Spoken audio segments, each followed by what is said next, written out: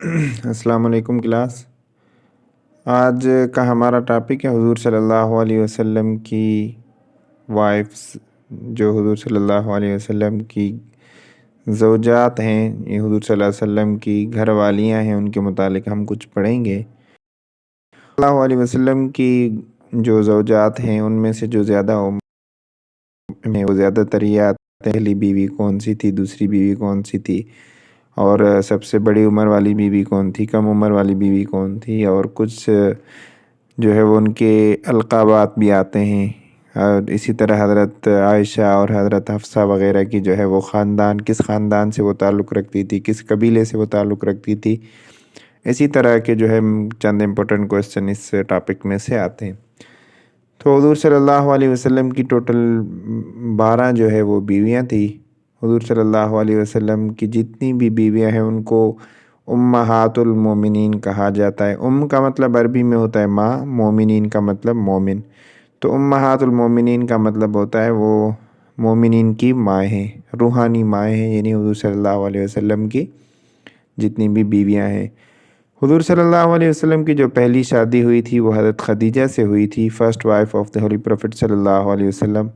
حضرت خدیجہ جو ہے وہ 555 AD میں جو ہے وہ سعودی عربیہ میں پیدا ہوئی تھی۔ آپ کا تعلق جو ہے وہ بنو اسد اسد قبیلے سے تھا۔ حضور صلی اللہ علیہ وسلم کی جو اولاد ہیں وہ بھی تمام حضرت خدیجہ سے ہیں۔ حضرت خدیجہ بنت خویلد، ان کے والد کا نام تھا خویلد۔ خویلد جو تھے ابن اسد، اور فاطمہ بنت زیدہ، یہ حضور صلی اللہ علیہ وسلم کی پہلی بیوی کی جو ہے وہ والد کا نام، اینڈ جو والدہ کا نام ہے وہ حضرت خدیجہ کا جو لقب تھا وہ طاہرہ لقب تھا۔ ان کو طاہرہ کے لقب سے یاد کیا جاتا۔ طاہرہ کا مطلب ہوتا ہے پاک دامن، صاف وغیرہ۔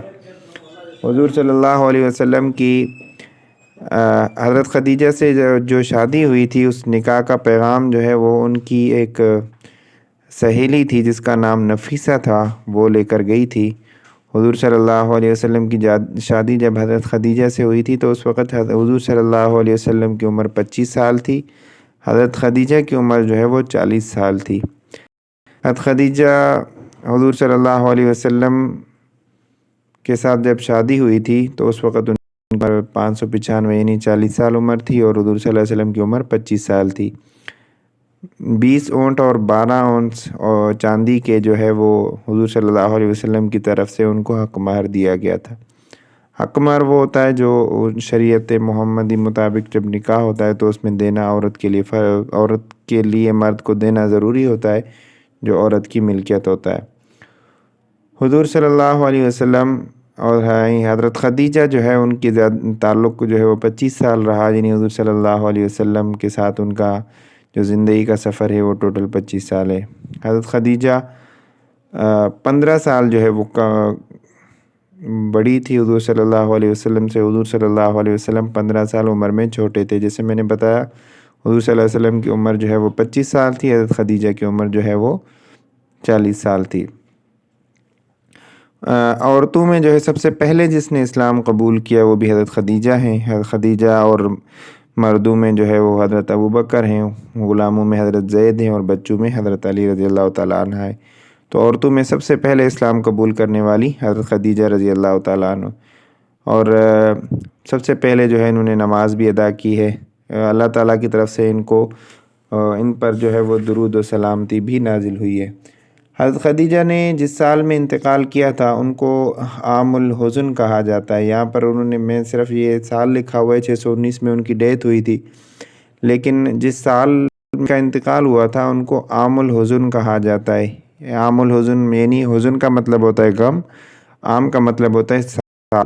اس کو انگلش میں year of sorrow, year of grief وغیرہ کے نام سے یاد کیا جاتا ہے۔ یہ کویسچن زیادہ تر آتا ہے۔ اس میں حضرت عبد المطلب حضرت خدیجہ کی وفات ہوئی تھی۔ جنت المعلیٰ جو قبرستان ہے مکہ میں، وہاں پر مدفون ہے۔ حضور صلی اللہ علیہ وسلم نے حضرت خدیجہ کا نکاح وہ جنازہ نمازہ نہیں پڑھی تھی، چونکہ اللہ تبارک و تعالیٰ کی طرف سے۔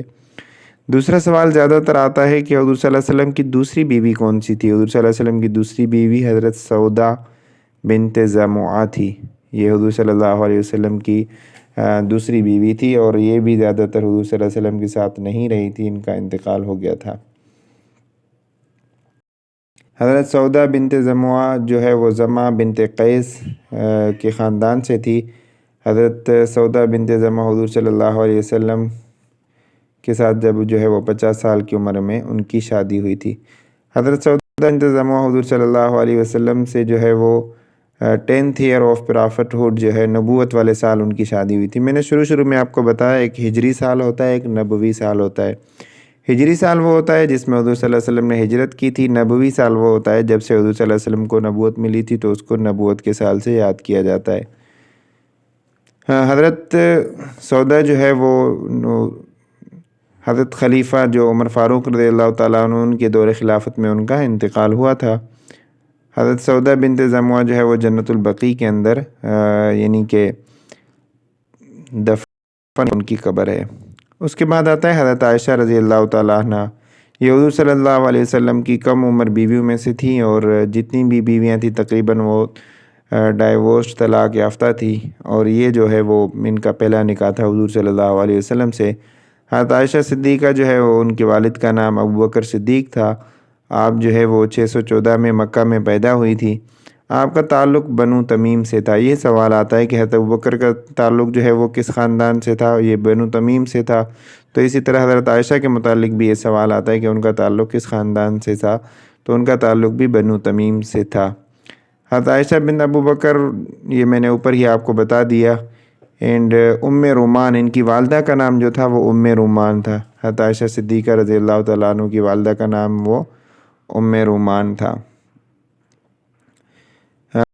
صلی اللہ علیہ وسلم جو وفات کے بعد دفن کیے گئے تھے وہ بھی حضرت عائشہ رضی اللہ تعالیٰ عنہ کے حجرے میں دفن ہوئے تھے۔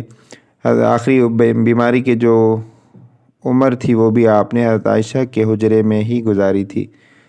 حضرت عائشہ کو قرآن مجید کے اندر طیبین کے نام سے یعنی پاک، اس میں ایک واقعہ ہوا تھا جس کو واقعہ افک کے نام سے یاد کیا جاتا ہے، جس میں حضرت عائشہ پر نعوذ باللہ تہمت لگی تھی، تو قرآن مجید میں اس کی پاکیزگی کو بیان کیا گیا تھا، تو اسی وجہ سے حضرت عائشہ رضی اللہ تعالیٰ عنہ کو طیبین کہا جاتا ہے۔